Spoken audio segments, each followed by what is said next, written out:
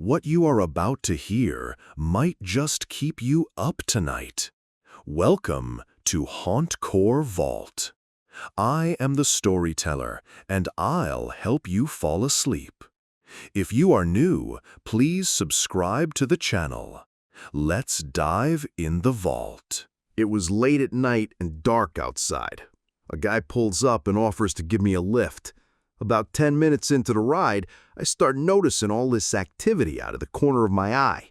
At some point, I begin to realize that this guy is naked from the waist down and doing things that were, not normal. I just kind of froze up and was glad when that ride ended.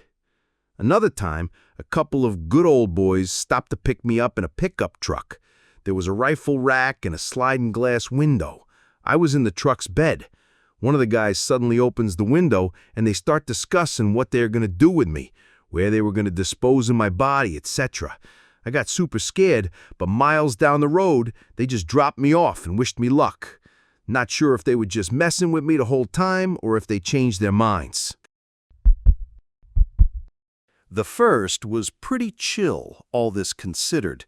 This guy who was so overweight he could barely walk picks me up. At first, things are pretty chill, but eventually he starts talking about walking naked in the outback. This was in Australia.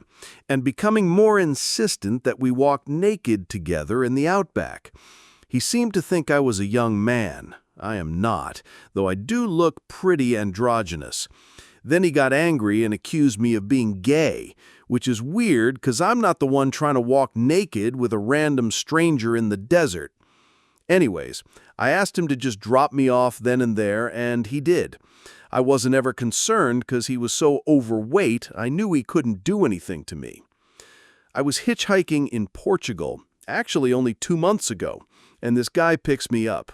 I got bad vibes from him immediately, really, but I can't speak Portuguese, and he couldn't speak English or French, so we didn't say much. We started using Google Translate to talk, and it was all pretty normal stuff, etc.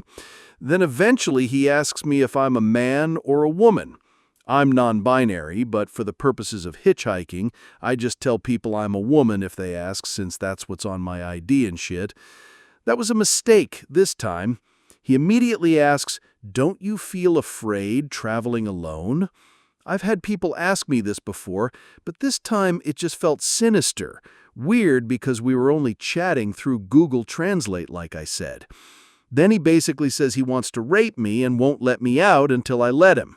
I've never been more scared in my life, honestly, but I just pulled my knife out and told him to let me go now, and he thankfully did. It was an hour walk to the next town, but I didn't feel like hitching for a bit after that. It was one of those nights where I just couldn't shake off the eerie feeling. The kind of darkness that suffocates you, and the only lights are from the street lights flickering in the distance. It was the dead of night, and I was driving alone on a deserted highway, the only source of light being my headlights illuminating the way. I had just left a friend's party and was on my way home, but my heart was racing with the knowledge that anything could happen on a night drive like this. As soon as I had driven a few miles alone, I saw a strange hitchhiker standing there on the side of the road, seemingly hugging themselves in the cold. I could see that she was wearing a heavy coat that looked like it was too big for her and had a scarf wrapped tightly around her neck. She looked like she was in trouble, and I pulled over to offer her a ride. "Thanks," she said in a shaky voice, warily getting into the car. She didn't seem comfortable being in the car with me either, but I started driving anyway and back on my way. "Where are you headed?" I asked, trying to break the silence. "Anywhere's good, just away from here," she replied in a clipped tone, her voice betraying just a little of what sounded like fear. We drove in silence for what felt like forever, me desperate to break the ice, and her equally determined not to start a conversation. Every occasional glance I snuck her way sent shivers down my spine. Her face was solemn and stiff, lacking any expression that conveyed what she was thinking. It almost seemed to me she was hoping to stay completely unnoticed in an extraneous world. Suddenly, she let out a huge sigh. Scared as I was, my attention was jolted by the sudden noise, and so was she. Startled and surprised all at once, she looked at me and smiled. "Thanks, I thought I was a goner."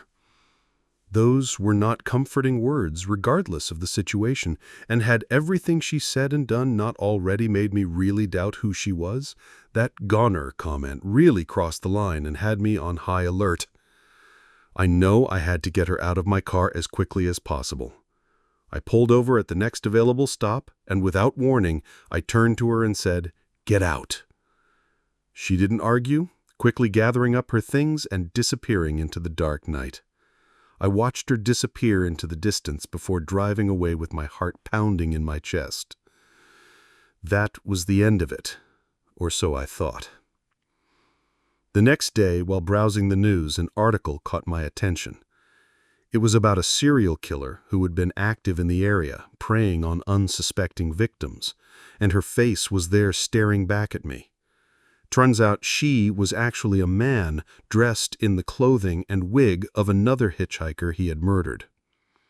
Terror washed over me with the realization that I had given a ride to a killer, and I was lucky enough to get away alive. I couldn't help but imagine what might have happened to me had I not followed my instincts and kicked him out of the car. Since that day, I've never had the nerve to pick up another hitchhiker and always avoid driving alone at night. The fear of what could have happened stays with me always, serving as a grim reminder of just how close I came to becoming a victim of a sinister plot.